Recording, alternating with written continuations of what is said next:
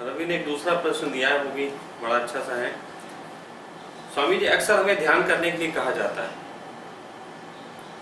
फिर ये कहा जाता है कि ध्यान है ना करना, कुछ ना करना।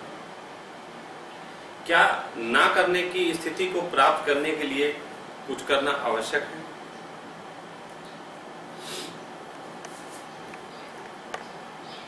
ध्यान के साथ एक बड़ी झंझट ये है, जैसे कि मैंने अभी कहा कि ध्यान है अक्रिया, लेकिन हमको कहा जाता है कि कुछ ना करो, लेकिन ना करो भी कहा जाता है तो उसमें भी करो शामिल हो जाता है। तो फिर क्या करो? और बड़ा अच्छा सा प्रश्न है कि ना करके कुछ कैसे हो जाएगा, क्योंकि इस जगत में सब कुछ तो करके ही हो रहा है। एक बड़ा रहस्यमय इस जगत का सूत्र है, वो ये है कि यहां कोई कुछ कर नहीं रहा है, यहां सब हो रहा है। हाँ, ये मनुष्य की अपनी दृष्टि है और छोटी दृष्टि है, जिसके कारण दिखाई देता है कि हम कुछ करते हैं। हम हमेशा ही कर्म को इंपॉर्टेंट देते हैं, लेकिन वो कर्म हमेशा ही किसी कारण से पैदा होते हैं। तो कभी ये चिंतन करने की जरूरत है कि क्या उस कारण के लिए हम कुछ करते हैं कुछ कारण। एक कहा जाता है कि हर क्रिया की प्रतिक्रिया होती है। तो आप ऐसे समझो कि आप कर्म करते ही एक बवाल में पड़ गए, आपने कुछ करा और बवाल शुरू हुआ। ध्यान में जो ना करके पाए जाने की स्थिति है, उसको थोड़ा समझ लो। अभी गर्मी है, क्या इस गर्मी के लिए आपने कुछ किया था? आप कहोगे नहीं किया, लेकिन मैं कहूंगा कि इस गर्मी के लिए आपने किया था, बिना करे किया था। आपके शरीर में 12 वोल्ट की बैटरी है। वो 12 वोल्ट की बैटरी केवल आपकी नहीं है, ऐसे हजारों लाखों लोग हैं जिनके शरीर की वो 12 वोल्ट की बैटरी एक गर्मी की तैयारी करती है। लेकिन सिर्फ गर्मी की तैयारी करती है ऐसा आपको दिखता होगा, फिर गर्मी पड़ जाती है। फिर जब गर्मी अधिक होती है तो कहीं कोई पानी है, बादल जो बरसने की तैयारी कर रहा है, वो भाग खड़ा होता है उधर, फिर वो बरस जाता है, फिर वो ठंडा कर देता है। जब ठंडा कर देता है तो फिर उस क्रिया की प्रतिक्रिया में आपका शरीर जो है और तेजी से एक्टिव होता है, फिर वो गर्मी की तरफ तैयारी करता है। तो ऐसे ही आप ना करके बहुत कुछ करते हैं, लेकिन फिर भी ना करने में भी कुछ करना है, लेकिन वो बहुत सूक्ष्म भाव के तल पे करना है, बहुत सूक्ष्म। इसके और रहस्यों में अगर समझना हो तो हमें समझना पड़ेगा विलोम से। किसी भी चीज का विलोम उस दूसरे चीज के कारण की तरफ खड़ा होता है। जैसे दिन और रात, पिता और पुत्र, सुख और दुख, ये जो चीजें हैं विलोम, ये एक दूसरे के जन्म का कारण है। सुख और दुख, सुख के कारण ही दुख आता है और दुख के कारण ही सुख आता है। लेकिन इसमें किसको तुम पिता कहोगे, किसको पुत्र कहोगे, कहना मुश्किल है। किसने किसको पैदा किया, ये एक अनंत श्रृंखला का खेल है, जिसके कारण कभी सुख चला हो या कभी दुख चला हो, तुम कुछ भी कह नहीं सकते। ये बहुत लंबी एक श्रृंखला है। उसी प्रकार धर्म में आप परमात्मा के प्रति एक बैठते हैं तैयारी से कि वो आपको उपलब्ध हो, लेकिन आप क्या करोगे? आप इंद्रियों से जो करोगे वो कर्म हो जाएगा। तो यहां पे एक चीज है, विलोम पकड़ना पड़ेगा, क्योंकि विलोम आकर्षित करता है। अगर सुख ना हो तो दुख का कोई स्थान नहीं है, दुख ना हो तो सुख का भी कोई स्थान नहीं है। दिन है तो रात है, रात है तो दिन है। अगर पुत्र होगा तो पिता भी होगा, और पिता होगा तभी पुत्र होगा। दोनों में से किसी एक को हटा दो तो दूसरा भी नहीं होगा। अब बात ये आती है कि परमात्मा का विलोम क्या हो सकता है? परमात्मा का विलोम क्या हो सकता है? थोड़ा चिंतन करके देखो। सामान्य भाषा में हम परमात्मा को भगवान कहते हैं, तो भगवान का विलोम जो है वो शैतान हो जाएगा? नहीं, गलत हो गया ये विलोम। ये विलोम नहीं। अस्तित्व को अगर समझना हो तो वैज्ञानिक भाषा में समझे तो ऐसा है, कहते हैं कि एक दिन अंधकार ही अंधकार था और कुछ भी नहीं।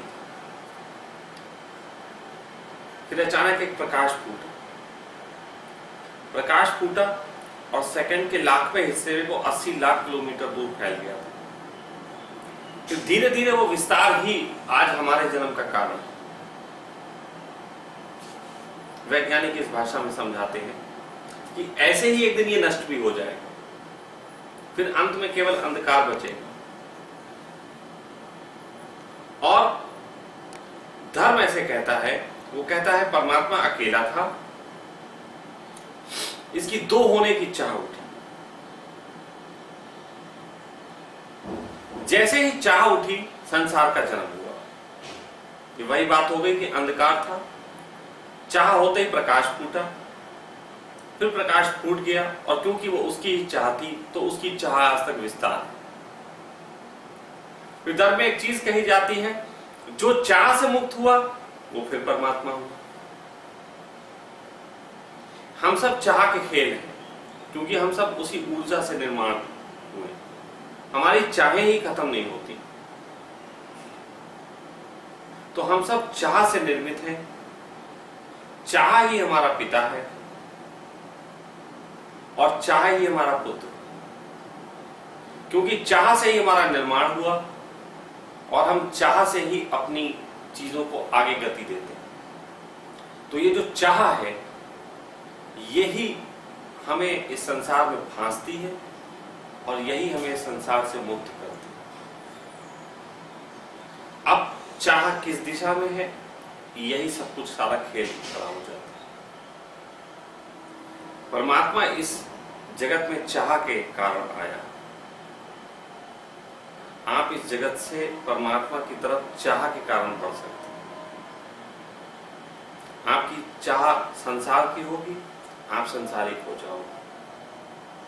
आपकी चाह परमात्मा की तरफ होगी, आपका संसार टूटता चला जाएगा। तो यहां पे सिर्फ जो करना है वो मात्र चाह है। कर्म करके अगर कुछ मिल रहा हो तो कोई भी ध्यान विधि तो वैसे बता सकते हो इस जगत की, जो सैटर्न हो, जो ये कहती हो कि ये करोगे तो ये मिल जाएगा। कोई बता सकते हो? नहीं। कोई भी विधि ये नहीं कह सकती कि तुम्हें 100% ये पहुंचा सकते। लेकिन एक चीज हर विधि को बताने वाला कहता है, अगर तुम्हारी चाह है तो तुम पहुंच सकते। यानी कि इंपॉर्टेंट चीज, कॉमन फैक्टर जो है वो हर ध्यान विधि के पीछे एक ही है, और वो है तुम्हारी चाह। लेकिन चाह के लिए भी कुछ करोगे क्या?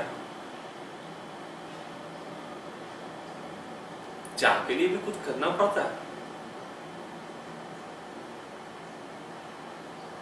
ये जो है चाह, जैसे मैं आंख बंद करके यहां बैठ के और दुकान खोल लूं, तो क्या इसे तुम कर्म की श्रेणी में लाओगे? नहीं। कर्म की श्रेणी में वही चीजें आती हैं जिसमें इंद्रियां सहभागी होती हैं। जिसमें इंद्रियां सहभागी नहीं है वो कर्म की श्रेणी में नहीं आती। चाह जो है उसमें इंद्रियों का कोई कार्य नहीं है, इसलिए चाह जो है वो आपकी क्रिया में नहीं आएगा। इसलिए कुछ ना करने में भी कुछ करना है, वो है चाह। आज तक बहुत कुछ कहा गया कि ध्यान करो, और ध्यान करने वाला नहीं होता है, लेकिन इतना लंबा खोल के किसी ने नहीं कहा। मैं खोल के इसीलिए हर चीज को कह रहा हूं कि तुम्हारे दिमाग से संदेह दूर हो, वरना तुमसे कहा जाता है कुछ ना करो और तुम कहते हो कुछ ना करने के लिए भी तो कुछ करना पड़ेगा, फिर करने लग जाते हो।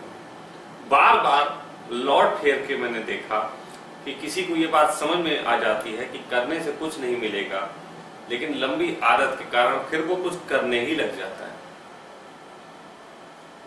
तो कृपा करके करना छोड़ो, शांत होकर बैठना सीखो, उसकी चाह से उसकी तरफ चाह कि तू मिले। तू मिले का अर्थ भी नहीं है कि कोई मिलना कोई ऐसा है कि शारीरिक रूप से आएगा वो, कि ऊर्जा रूप से आएगा वो, कि तुम्हारे सहस्रार को तोड़ के तुम्हारे अंदर बरस जाएगा। नहीं, तुम उसके प्रति चाह से भरे रहो। दो ही तरीके की बातें होती हैं, एक पाश्विक होती है, एक सात्विक होती है। किसी भी कृत्य में दो ही रूप होते हैं, पाश्विक और सात्विक। एक व्यक्ति तलवार उठा के हत्या करता है क्योंकि उसे हत्या करने में मजा है, लेकिन मोहम्मद जब तलवार उठाते हैं तो वो धर्म के लिए उठाई गई तलवार। एक व्यक्ति रुपए कमाता है क्योंकि रुपए कमा के पड़ोसी को नीचा दिखाने के लिए गाड़ी खरीदनी, और एक व्यक्ति रुपए इसलिए कमाता है कि एक बीमार का इलाज करना। सात्विक और पाश्विक का सेल चलता रहता है। आप कौन सा कर्म करते हो, मैं किसी भी कर्म में रुकावट नहीं डालता, आप सारे ही कर्म कर सकते हो, लेकिन उस कर्म के पीछे तुम्हारी चाह क्या है, ये बहुत इंपॉर्टेंट है। और मैं फिर एक चीज और बता दूं, जिस प्रकार जब आप प्रेम करते हो तो प्रेम करते वक्त ही उसका आनंद मिल जाता है, ये भविष्य में नहीं मिलता। भविष्य में तो बच्चा हाथ लगता है, प्रेम का आनंद तो उसी वक्त मिला था। भविष्य में तो पिता बनने का मजा मिलता है। लेकिन जिस प्रकार प्रेम में को करते वक्त ही प्रेम के परिणाम भी मिल जाते हैं, प्रेम का आनंद भी मिल जाता है, उसी प्रकार उसकी दृष्टि से किए गए कर्म आपको तुरंत ही आनंद दे देते हैं, परमात्मा की अनुभूति दे देते हैं। जितने कृत्यों में, जितने कर्मों में आपका भाव उसकी तरफ होगा, उतने वक्त परमात्मा आपके साथ है। जितने वक्त आपका भाव नहीं होगा, उस वक्त परमात्मा आपके साथ में नहीं। जिस दिन यही भाव 24 घंटे हो जाता है, परमात्मा पूरी तरीके से तुम में समाहित हो जाता है। जब तक ये 23 घंटे और 59 मिनट है, तब तक कहीं ना कहीं अपूर्णता है, क्योंकि सर्किल पूरा नहीं। तो वो जो सर्किल पूरा है, उसको करने के लिए 24 घंटे की अपनी जो जीवन शैली है, वो उसकी दिशा की ओर बनानी पड़ती है। यही करने योग्य है। कर्म कोई करते हो तुम, वो इतना इंपॉर्टेंट नहीं है, लेकिन धर्म में अक्रिया बनेगी तुम्हारी चिंतन शैली, तुम्हारे सोचने का तरीका। अगर वो उस तरफ है तो तुम उस तरफ। वरना कर्म तुम घंटा बजा रहे हो और तुम्हें याद आ रही है घर की और बीवी की, तो तुम कितने घंटा बजाते हो, तुम्हारा किसी काम का। लेकिन उसकी तरफ तुम्हारी सोच है और तुम वैश्या के पास भी जा रहे हो, तो तुम पूजा में हो गए, कोई फर्क नहीं। तो मेरे देखे जो अक्रिया है, जो अकर्म है, वो उसकी चाह है। बाकी कोई भी ध्यान विधि, उछल कूद, नाच गाना, हू हा, आती जाती सांस पे निगाह रखना, ये सब बेवकूफियां सिद्ध हुई और हुई हैं आज तक। किसी एक के लिए तुक्का लग गया होगा, किसी एक बुद्ध को विपस्सना भा गई होगी, हो सकता है उसी जैसे कैलिवर वाले को फिर किसी को भा गई हो, वरना विपस्सना के कारण कितने बेवकूफ बने हैं इसकी कोई संख्या नहीं। अगर विपस्सना बीज में ही सब कुछ होता तो लाखों करोड़ों फूल खिलने चाहिए, एक ही आध फूल क्यों खिले? अगर डायनेमिक और कुंडली जैसी विधियों में कुछ होता तो फिर सबको हो जाना चाहिए था। विधियों में कुछ नहीं रखा, विधि तो चाहे मैं दूं, चाहे बुद्ध ने दी हो, चाहे महावीर ने दी हो, सब 2 कौड़ी की। उसके पीछे का भाव वही पर्याप्त है, वही मूल्यवान है और वही पकड़ने योग्य है। बाकी कोई भी चीज पकड़ने योग्य नहीं है, कम से कम विधियां तो बिल्कुल भी पकड़ने योग्य नहीं। तो इस पे इतना ही कह सकते हैं।